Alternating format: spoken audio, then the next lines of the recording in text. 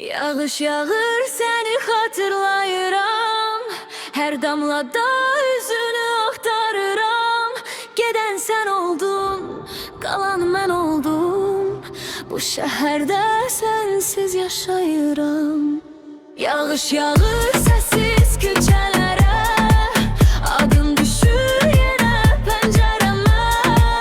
Gecə məni səndən soruşur indi, sensiz qalan ürək üşüyür yenə.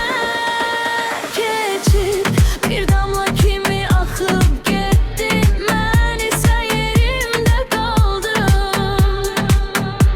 Səni unutmaq istədikcə xatirələrdə boğuldum. Yağış yağır səni xatırlayıram, hər damlada üzünü axtarıram.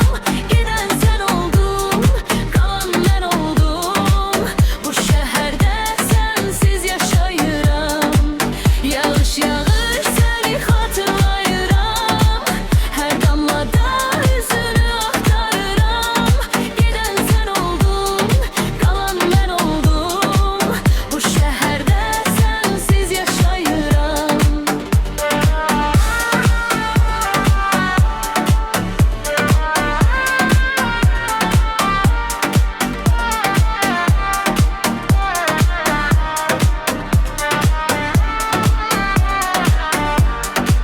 Külək əsir boş küçələr boyu, sensiz keçir